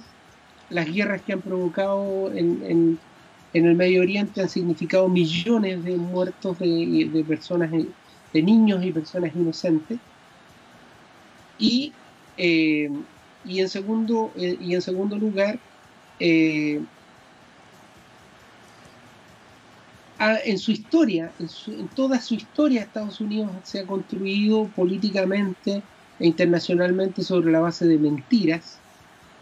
Nos dijeron que la guerra de Vietnam había empezado porque habían bombardeado su flota en el Golfo de Tonkin, y la historia que nos dijo que era mentira, que la invasión en busca de las armas químicas que teóricamente Saddam Hussein tenía, justificaba la guerra en el Medio Oriente, y la historia que nos ha dicho que era mentira. Y así en la guerra entre Estados Unidos y España nos dijeron que había comenzado porque habían atentado contra un barco de su flota en la bahía de La Habana, y la historia que nos ha dicho que es mentira. Y así podríamos seguir graficando las decenas y cientos de miles de mentiras que ha construido el sistema norteamericano, justamente con el afán de debilitar a gobiernos que imperfectamente, muy probablemente, pero están intentando construir proyectos distintos de sociedad. Y por lo tanto, lo que nos define a nosotros es un internacionalismo donde le damos prioridad a la autodeterminación de los pueblos y donde claramente nos ponemos al frente, en la vereda del frente, de donde esté Estados Unidos de Norteamérica. Podríamos hablar de un antiimperialismo. Sí, sí, efectivamente, aunque a mí no me gustan esos conceptos de anti-neoliberal o anti-imperialista, pero bueno, pero sí, eso en realidad es la definición que mejor lo refleja. Nosotros creemos que países decadentes como Estados Unidos y Norteamérica no son bajo ninguna premisa ejemplos a seguir. Democracias donde gana el que saca menos votos, no nos parece que sean democracias que sean dignas de reproducir. En Estados Unidos ganó en votos Hillary Clinton y fue claramente, el presidente fue otro. Lo mismo pasó entre Al Gore y George Bush, que en más votos saca es Al Gore, sin embargo el presidente es Bush. ¿Qué democracia es esa? ¿No? Entonces, un país donde todas las semanas va alguien a matar niños a un colegio, ¿es un modelo de sociedad que nosotros queremos? No queremos ese modelo de sociedad. Y por tanto no queremos y apoyamos todas aquellas causas que estén por la construcción de modelos sociales distintos. Y en su momento apoyamos el proceso que se vivió en Bolivia, en Ecuador, en Venezuela, en Cuba, en Argentina, en Paraguay, en Brasil, Nicaragua, en Nicaragua, en Honduras, en México. Sí, te pregunto por Nicaragua, por lo que se recoge del sandinismo y la presencia de la teología de la liberación, ¿no? Con los hermanos Cardenal y de repente la presencia que pudieron tener como ministros de Estado, ¿no? La de un socialismo cristiano, por así decirlo. Sí, bueno, efectivamente, mire, para mí lo clave tiene que ver fundamentalmente con la participación del pueblo de Dios en todo este proceso de transformación. Y nos parece que en Nicaragua, en otros procesos, fue muy claro que fueron el pueblo cristiano quien se sumó a un proceso de liberación. Ahora, debo señalar que nuestra posición y lo que nos define es nuestra opción por la no violencia activa y por la desobediencia civil como los modelos de transformación. Sin embargo, eso no nos lleva a satanizar a grupos y a momentos históricos donde los pueblos se han visto la necesidad de tomar las armas para reivindicar su libertad y sus derechos. Sin embargo, nuestra definición está muy de la mano de lo que es el pensamiento de Martin Luther King, de Desmond Tutu, de Nelson Mandela, de César Chávez y de tantos otros luchadores de la no violencia activa. Por supuesto, tampoco hay que llevarlo a la exageración, ¿no? Cuando en su momento, por ejemplo, en mi parte hablaba de una exagerada pacificación, que no se malinterpretara, era pues por el hecho de que no vamos a estar pasivos cuando necesitamos tener una postura contestataria, pues no nos vamos a quedar callados, ¿no? El mismo Jesucristo, cuando lo estaban torturando, decía: ¿qué he hecho malo yo? ¿Por qué me estás maltratando? ¿No? O sea, no es que de alguna manera permitiera de que lo siguieran pues torturando, y no deberíamos hacer lo mismo tampoco nosotros, ¿no? Para ser proporcionales con las intervenciones, ya siguiendo el uso de la palabra, mi compañero Julio para el último comentario de la noche. Julio, por favor. Sí, gracias, Daniel. Justo que estaba hablando, ¿no?, de esto de la determinación de los pueblos y este apoyo a toda la comunidad, a toda la región que se preocupa por ser los gobiernos progresistas.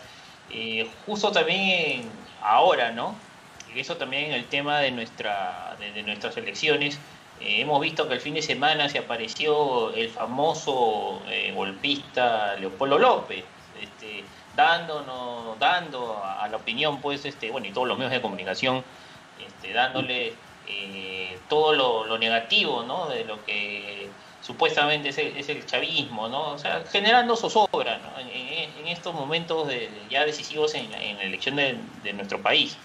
Y obviamente también es importante rescatarlo de ustedes, ¿no? Que apoyan a Nicolás Maduro, obviamente en el tema de los bloqueos que está cometiendo Venezuela, están cometiendo con Venezuela.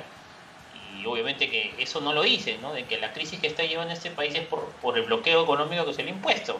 Y lamentablemente, bueno, los medios hegemónicos son los que desmienten eso. Y lo digo porque justo vi en un diario, si no me equivoco, el desconcierto que usted estaba apoyando al embajador de Venezuela en Chile, ¿no? Y se había justo discrepado con el Frente Amplio chileno diciendo de que es lamentable que no sea capaz de tener una posición como bloque, ¿no? Y aparte también me imagino que usted debe estar, creo que la pregunta no es no sería pues no correcta, sino es inevitable, ¿no? Referente a la acción de Almagro como parte representante de la OEA y ser ciego, sordo y mudo ante todos estos atropellos con el país bolivariano. Bueno, yo amo a Pepe Mujica, pero en realidad el peor error que ha cometido político Mujica fue darle espacio a Almagro como secretario general de la OEA, donde ha hecho un tristísimo papel, poniéndose a las órdenes de Estados Unidos de Norteamérica y olvidándose de lo que es su rol fundamental. Almagro en realidad creo que ha traicionado sus ideas, a su pueblo, y ha traicionado los principios fundamentales que dieron sentido a la OEA.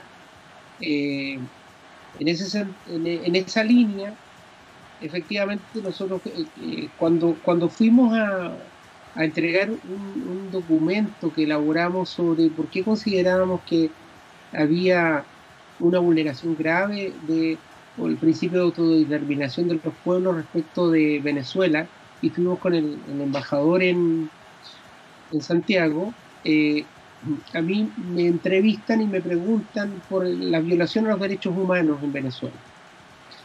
Entonces, mi respuesta fue clara y categórica. Nosotros como Izquierda Cristiana repudiamos todas las violaciones a los derechos humanos que se cometan, independiente del color que tengan, y también dijimos que la tarea pendiente de la humanidad, de toda la humanidad, es el respeto de los derechos humanos.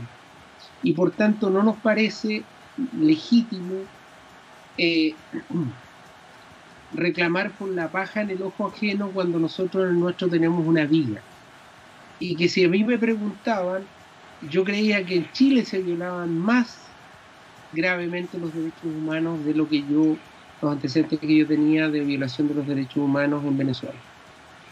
Y que nuestro respaldo no iba a ser de ninguna manera respecto de violaciones de derechos humanos, ¿no? Ante eso siempre vamos a tener una palabra. Sin embargo, aquí ha habido un manejo comunicacional que ha intentado poner a un gobierno legítimo en una posición de ilegitimidad sobre la base de mentiras. Y eso nosotros como Izquierda Cristiana no lo aceptamos ni lo aceptaremos.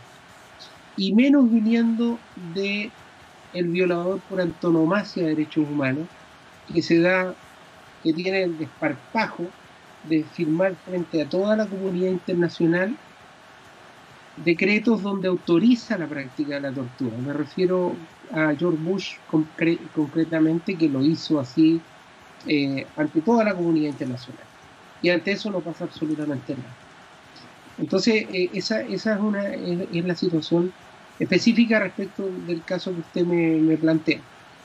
Y esa es nuestra posición, y es la posición que tendremos como Izquierda Cristiana dentro de nuestro propio pacto, donde efectivamente hay algunos que tienen una mayor sensibilidad para acercarse a veces a ciertas posiciones que representa Estados Unidos y Norteamérica, pero ya le dije que nosotros siempre vamos a estar en la vereda al frente, porque no les creemos y no tenemos ninguna confianza en el sistema que ellos han querido imponer en la humanidad.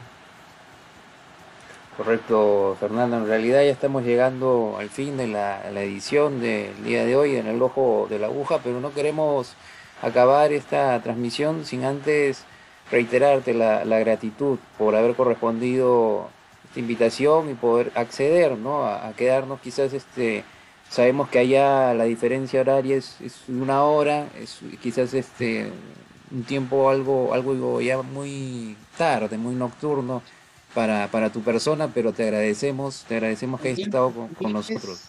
Sí, Fernando. me permites hacer respetuosamente y cariñosamente al pueblo peruano y Correcto. sin ningún afán de entrometerme en los asuntos internos de vuestro país.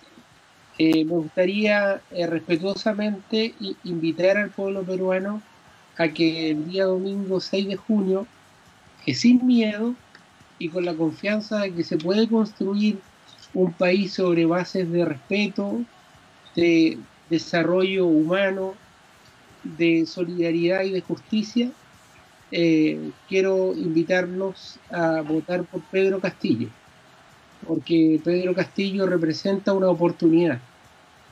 Como pueblo ustedes han conocido demasiado de cerca el dolor y han conocido demasiado de cerca de la corrupción. Nosotros creemos que seguramente con los errores que son parte de todas las personas, de todos los seres humanos y de todos los procesos humanos, creemos que en Pedro Castillo el hermano país del Perú puede tener una oportunidad de una vida mejor. Así que discúlpenme por esta intromisión, pero la hacemos con profunda convicción y con profundo cariño para nuestros hermanos peruanos. No, al contrario, Fernando, te agradecemos más bien por ese comentario, porque es lo que es el internacionalismo, la solidaridad de los pueblos, ¿no? Así como nosotros también nos solidarizamos con las luchas que ustedes están librando en el hermano país de Chile, igualito me parece que es oportuno, conveniente y muy agradable recibir también de parte de ustedes lo que es esa sensación. Queríamos dejarte con el uso de la palabra sobre este término del programa para dirigirte quizás a toda la militancia de la izquierda cristiana de Chile y a todos nuestros compatriotas también peruanos que ven con admiración lo que es esa presencia de una opción contestataria, una opción combativa, una opción coherente de un cristianismo que ve por la justicia social y que probablemente podamos tener a bien expandirlo en todas las latitudes. Muchas gracias, Daniel. Particularmente gracias por invitarme a este espacio. Gracias por dialogar conmigo y gracias por escucharme, ¿no? Yo quisiera terminar señalando que nosotros tenemos la convicción más profunda que la unidad política y social del pueblo y la unidad política y social de las izquierdas va a hacer posible la transformación que nuestra América Latina necesita. Creemos nosotros que el internacionalismo es la clave para construir efectivamente un continente de hermanos y no de rivales. Creemos que han sido las oligarquías que han intentado sistemáticamente separar a nuestros pueblos y destruir esta unidad política y social que solo puede traer beneficios en términos de una vida mejor, más plena, más vinculada con la naturaleza y más vinculada con la diversidad, porque creemos que la diversidad es lo que nos enriquece. Queremos decirles que tenemos la convicción más profunda que si somos capaces de ganar esta batalla por las ideas, si somos capaces de influir culturalmente en la construcción de un nuevo mundo, nuestros nietos, nuestros hijos van a seguir gozando de esta hermosa tierra en la que vivimos. Si no somos capaces de hacer eso, muy probablemente les heredemos solo dolor, enfermedad y muerte.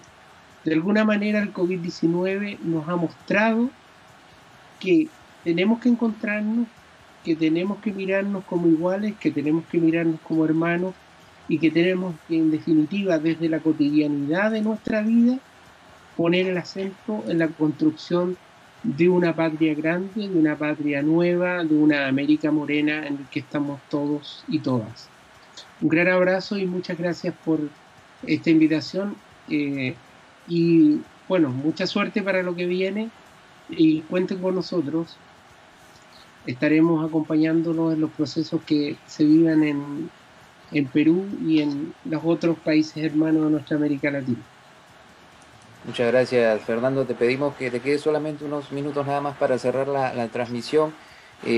Nosotros tenemos también que debernos a la interacción con nuestro público y cómo no agradecerles a todos aquellos que han estado siguiendo, comentando esta edición desde el primer segundo que hemos salido al aire, como es el caso de Mariana Castro Conroy, Dante Arturo, Lucía Aimé, Mercedes Jerez, Juan Manuel Liu, Luis Eduardo Acevedo, Camilo Astudillo Acevedo, Humberto González Rojas. Humberto, un saludo muy, muy afectuoso también. Gracias a ti pudimos establecer este contacto con el hermano también Fernando y con la izquierda cristiana de Chile en general, ¿no? Marcela Espinosa, Jennifer Fernanda, Juan Carlos Vistoso Vergara, Romy Bernal Díaz, Daniela Andrea, Kika Axolomoch y por supuesto a todos aquellos que han dejado sus comentarios. Te diré, Fernando, que en líneas generales bastante reacción positiva de parte de lo que es esta intervención en el programa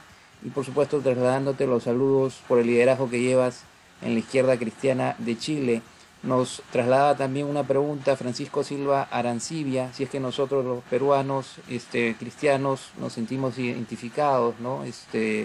Con el candidato Castillo. Bueno, ya lo hemos dicho a lo largo del programa, hay diferentes tendencias, pero por supuesto que la que respondemos nosotros como cristianos en esa coherencia, claro que sí, estamos en esa línea de apoyar al profesor Pedro Castillo. Dejo con el uso de la palabra a mi tocayo Daniel Martínez para sus últimos comentarios en este programa.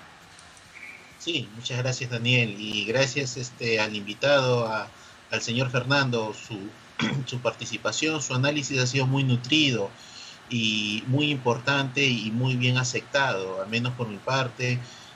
Muy contento de haberlo conocido, al menos por la distancia nomás, pero muy contento al respecto a las conversaciones que hemos tenido y le traslado también lo que le dijo mi tocayo, ¿no? Que no es ninguna molestia el comentario final que usted ha dicho por votar por una opción razonable y digna que es el profesor Pedro Castillo. Sí hemos tenido la injerencia del impresentable ese hace unos días nada más o ayer. Entonces, ¿por qué no la de un... Ajá, así es.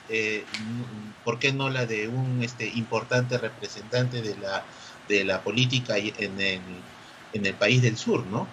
Y también comentarte, Fernando, que también compartimos ese sentimiento en contra que tenemos con el imperialismo yanqui, el imperialismo del mal, como a veces le decimos, ¿no? O sea, sabemos de que muchas de las miserias que vive el mundo es causante justamente de su política, su geopolítica que ellos tienen, las constantes guerras, los atropellos a los derechos humanos, las injerencias atentando contra la soberanía de los pueblos, de los países, ¿no?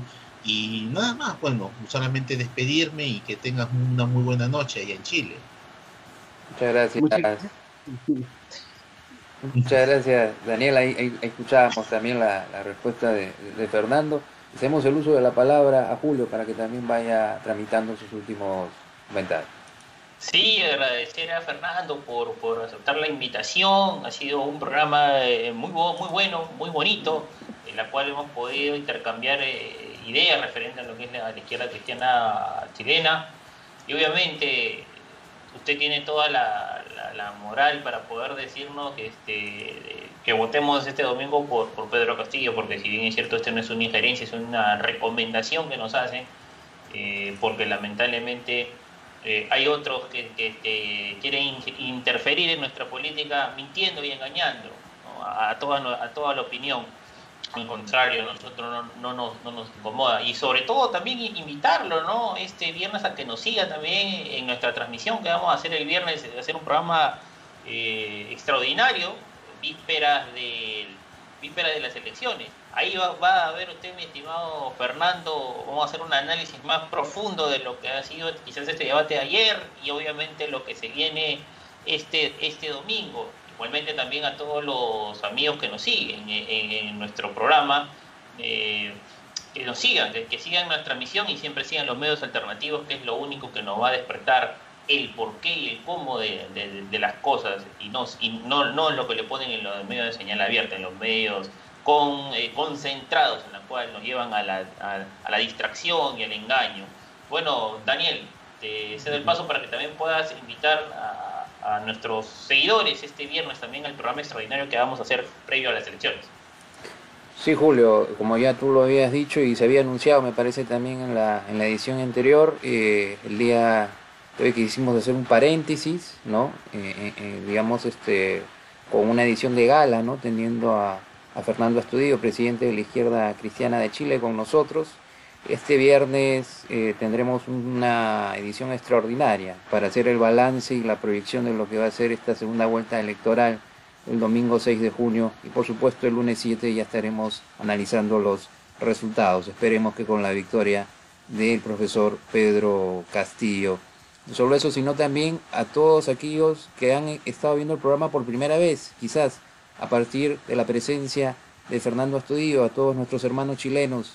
Les pedimos que puedan hacer también seguimiento a lo que es esta humilde plataforma DMS, Deportes, Música y Sociedad, con contenido muy variado, deportivo, político, cultural, y que sigamos estableciendo estos lazos de hermandad entre todos nosotros.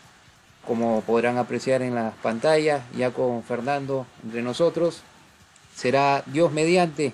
Hasta una próxima ocasión. Cuídense mucho. Bendiciones a todos. Hasta pronto. Bendiciones a todos. Hasta luego.